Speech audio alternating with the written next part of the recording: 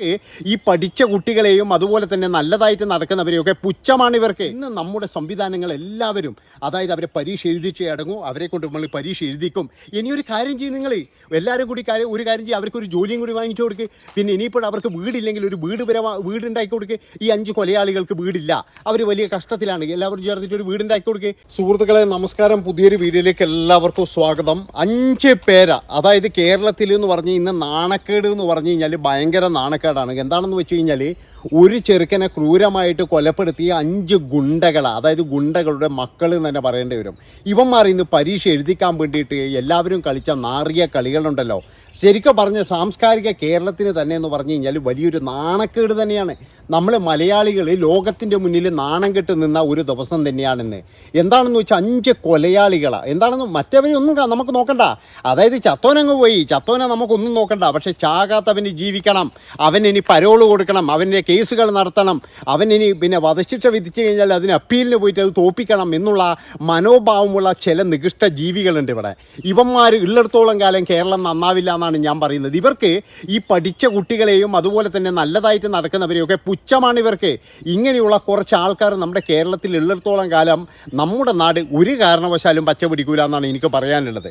ഇന്നത്തെ ഒരു സംഭവം എന്ന് പറഞ്ഞാൽ മലയാളികളുടെ അതായത് ജാതി മത ഭേദമേന്യേ രാഷ്ട്രീയ ഭേദമേന്യേ എന്ന് പറഞ്ഞു കഴിഞ്ഞാൽ എല്ലാവർക്കും, അത് കോൺഗ്രസ് ആയിക്കോട്ടെ, BJP ആയിക്കോട്ടെ, മാർക്സിസ്റ്റ് ആയിക്കോട്ടെ, എല്ലാവർക്കും എന്ന് പറഞ്ഞു കഴിഞ്ഞാൽ, മക്കളുള്ള എല്ലാവർക്കും എന്ന് പറഞ്ഞു കഴിഞ്ഞാൽ മനസ്സിലെങ്കിലും ഒരു പ്രതിഷേധമുണ്ടായ ഒരു ദിവസം തന്നെയാണെന്ന്. എന്താണ് കാരണം? അതായത് ഒരു കൊലയാളിയെ ഒരു 4-5 ഒരു പെരട്ട് കൊലയാളി ഗുണ്ടകളെ, ഈ ഇവന്മാരുടെ തന്തയുടെ സ്വഭാവം ഞാൻ പ്രത്യേകിച്ച് പറയണ്ടല്ലോ, തന്ത ആരുടെയൊക്കെ കൂടെയാണ് നിന്നത് എന്നുള്ള കാര്യമൊക്കെ നമ്മൾ ഇന്നലെ കണ്ടതാണ്. ഇനി എന്തൊക്കെ ആയിക്കഴിഞ്ഞാലും ശരി, ഇവന്മാരുടെ തന്തകളി എങ്ങനെയാണ് അതുപോലെ തന്നെയാണ് ഇവന്മാർ പെരുമാറുന്നത് എന്നുള്ളതിൽ യാതൊരു സംശയവുമില്ല. അപ്പോൾ ഈ 5ഓളം ഉള്ള പെരട്ട ഈ ഗുണ്ടകളെ രക്ഷിക്കാൻ വേണ്ടിയിട്ട് ഇന്ന് നമ്മുടെ സംവിധാനങ്ങൾ എല്ലാവരും അതായത് അവരെ പരീക്ഷ എഴുതിച്ചേ അടങ്ങും, അവരെ കൊണ്ട് നമ്മൾ പരീക്ഷ എഴുതിക്കും. ഇനിയൊരു കാര്യം ചെയ്യും, നിങ്ങൾ എല്ലാവരും കൂടി ഒരു കാര്യം ചെയ്യും, അവർക്കൊരു ജോലിയും കൂടി വാങ്ങിച്ചു കൊടുക്കുക. പിന്നെ ഇനിയിപ്പോൾ അവർക്ക് വീടില്ലെങ്കിൽ ഒരു വീടുണ്ടാക്കി കൊടുക്കുക. ഈ 5 കൊലയാളികൾക്ക് വീടില്ല, അവർ വലിയ കഷ്ടത്തിലാണ്, എല്ലാവരും ചേർന്നിട്ട് ഒരു വീടുണ്ടാക്കി കൊടുക്കുക. പിന്നെ ഇവർക്ക് 5 പേർക്ക് എന്ന് പറഞ്ഞാൽ ഏതെങ്കിലും പരീക്ഷ എഴുതി ഇനിയൊരു ജോലി ഉണ്ടാക്കി കൊടുക്കുക. അങ്ങനെയൊക്കെ ആക്കി കൊടുത്തു കഴിഞ്ഞാൽ നമ്മുടെ നാട് രക്ഷപ്പെട്ടില്ലേ? എന്തിന് നമ്മുടെ നാട് പിന്നെ എന്താ പറയേണ്ടത്, അന്താരാഷ്ട്ര ലെവലിൽ അങ്ങനെ പറന്നുകൊണ്ടിരിക്കുകയല്ലേ? ആണോ മാനോ ഇല്ലാത്ത കുറേ ടീമുകൾ ഇരിക്കുന്നിടയ്ക്ക് അങ്ങനെയേ ഉണ്ടാവുള്ളൂ. അപ്പോൾ ഞാൻ പറഞ്ഞു വരുന്നത് എന്താണെന്ന് വെച്ച് കഴിഞ്ഞാൽ, ഈ ഇന്നത്തെ ഒരു ദിവസം എന്ന് പറഞ്ഞു കഴിഞ്ഞാൽ നമ്മളെല്ലാവരും എന്ന് പറഞ്ഞു കഴിഞ്ഞാൽ ശരിക്കും വളരെയധികം വിഷമമുണ്ടായി. എന്താണെന്ന് വെച്ച് കഴിഞ്ഞാൽ നമ്മുടെ ഭരണകർത്താക്കളായാലും നമ്മുടെ നിയമത്തിലായാലും ഇങ്ങനെയൊക്കെ ആയിപ്പോയല്ലോ അവസ്ഥ എന്നുള്ളത് കൊണ്ട്. ഇതൊന്നുമല്ല, ഇതൊക്കെ മാറണം. അവിടുന്ന് ഇവന്മാരെ കൊലപ്പെടുത്തിയതിന് ശേഷം ആ ഒരു പിന്നെ വോയിസ് ക്ലിപ്പ് നമ്മളെല്ലാവരും കേട്ടതാണ്, ഞെട്ടിക്കുന്ന വോയിസ് ക്ലിപ്പാണ്. പക്ഷേ പിന്നീട് ഇവൻ്റെയൊക്കെ ഹിസ്റ്ററി അറിഞ്ഞപ്പോഴേ, ഇവൻ്റെ തന്തയൊക്കെ എങ്ങനെയുള്ള ആളാണെന്ന് അറിഞ്ഞപ്പോഴേ നമുക്കെല്ലാവർക്കും സമാധാനമായി. കാരണം എന്താണെന്ന് വെച്ച് കഴിഞ്ഞാൽ ഇവൻ്റെ തന്ത ഇതല്ലേ, അപ്പോൾ ഇവൻ ഇതല്ലേ ചെയ്യുള്ളൂ. അപ്പോൾ ഇവൻ്റെ കൂടെ കൂടിയ ചില എന്താ പറയുക അധ്യാപകന്മാരുടെ മക്കൾ വരുന്നുണ്ട് എന്നാണ് പറയുന്നത് കേൾക്കുന്നത്. ഇവന്മാർ എല്ലെണ്ണത്തിനെന്ന് എന്ന് പറഞ്ഞു കഴിഞ്ഞാൽ ഇവറ്റകളുടെ തന്തേനെയും തള്ളേനെയും വരെ പൊതുസമൂഹത്തെ കൊണ്ടുവരണം. ഇതാണ് ഈ നികൃഷ്ട ജീവികളുടെ തന്ത, ഈ പട്ടികളുടെ തന്ത ഇതാണെന്ന് പറഞ്ഞിട്ട് എല്ലാവരെയും ഈ കാണിക്കണം. ഇപ്പോഴും ഇന്നെന്ന് പറഞ്ഞു കഴിഞ്ഞാൽ പിന്നെ പരീക്ഷ എഴുതാൻ വേണ്ടിയിട്ട് അവർക്കുള്ള സുരക്ഷ എന്ന് പറഞ്ഞു കഴിഞ്ഞാൽ നമ്മൾ കാണേണ്ടത് തന്നെയാണ്. അതായത് ഒരു കാരണവശാലും അവരെ പൊതുജനം കാണരുത്. നാളെ ജീവിക്കേണ്ടവരാണ്, നാളെ സമൂഹത്തിൽ ഇറങ്ങി ജീവിക്കേണ്ടവരാണ്. അതുമാത്രവുമല്ല, ഇങ്ങനെയുള്ള ആൾക്കാരാണ് ഞങ്ങളുടെ മുതൽക്കൂട്ട് എന്ന് പറഞ്ഞിട്ട് കുറേ ആൾക്കാർ, അത് നിങ്ങൾ ആലോചിക്കണം. അങ്ങനെയുണ്ട്. കാരണം ഇങ്ങനെയുള്ള ഗുണ്ടകളും കാര്യങ്ങളൊക്കെ എന്ന് പറഞ്ഞു കഴിഞ്ഞാൽ പഴയ ഗുണ്ടകൾക്കെല്ലാം വയസ്സാവും. ഐറ്റുകളെല്ലാം എന്ന് പറഞ്ഞാൽ കുറേ എണ്ണം ജയിലിലായിരിക്കും, കുറേ എണ്ണം മരിച്ചു പോകും, കുറേ എണ്ണം വയസ്സായി. ഇനിയിപ്പോൾ അവരെ കൊണ്ടൊന്നും ആവശ്യമില്ല, ഇനിയൊരു പുതിയ ഗുണ്ടകളെ വേണം.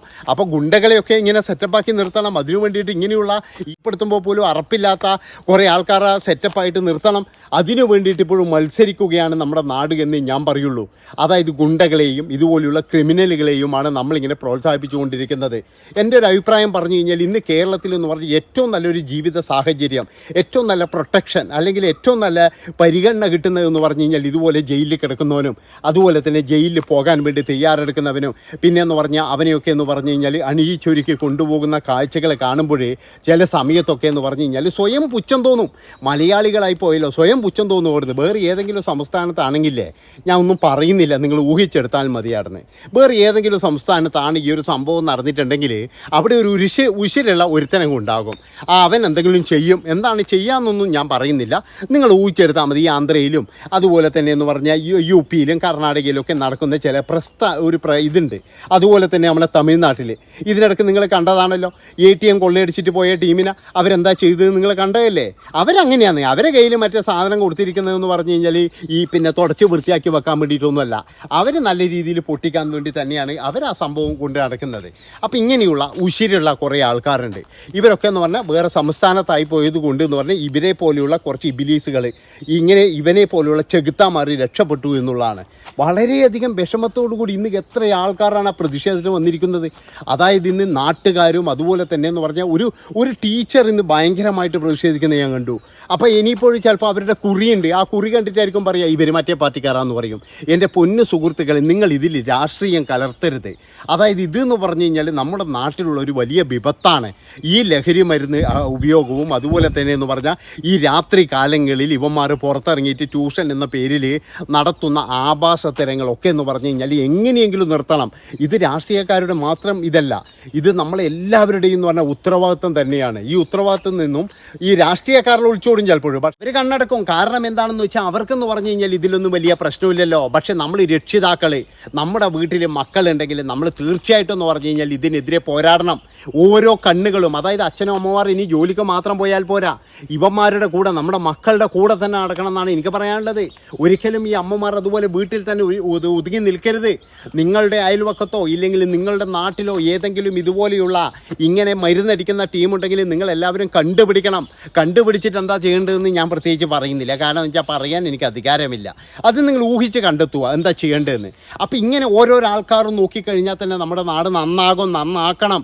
ഇതാണ് ഞാൻ പറയുന്നത്. അല്ലാതെ ഇവിടെയുള്ള മറ്റൊരാൾക്കാർക്കും ഇപ്പോൾ ഈ നമ്മുടെ കുടുംബത്തിൽ ഈ സംഭവം വരുമ്പോൾ മാത്രമാണ് നമ്മൾ ഇതിനെപ്പറ്റി ചിന്തിക്കുന്നത്. പക്ഷേ ഒരു കാര്യം നിങ്ങൾ ആലോചിക്കേണ്ടത് എന്താണെന്ന് വെച്ചാൽ നമ്മുടെ കുടുംബത്തിലും ഇത് ഏത് നിമിഷവും വരാം. അതായത് ഇത് വരാൻ വലിയ താമസമൊന്നുമില്ല.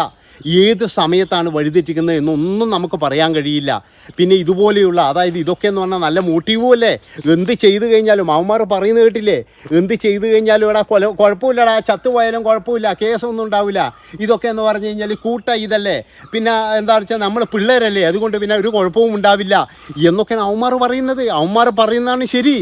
അതായത് ആ കൊലയാളികൾ പറഞ്ഞ ആ കുട്ടിക്കൊലയാളി എന്ന് പറയുന്ന ടീമുകൾ പറഞ്ഞത് ഇന്ന് നല്ലതായില്ലേ, അവർക്ക് പരീക്ഷ എഴുതാൻ പറ്റി, ഇനി അവർക്കെന്ന് പറഞ്ഞാൽ ജോലി കിട്ടും. കാരണം എന്താ വെച്ചാൽ ഇവരെയൊക്കെ അങ്ങനെ തീറ്റിപ്പോറ്റാനൊക്കെ ഇഷ്ടംപോലെ ആൾക്കാർ ഇവിടെയുണ്ട്. അതുകൊണ്ട് അതല്ലേ നമ്മൾ കണ്ടത്.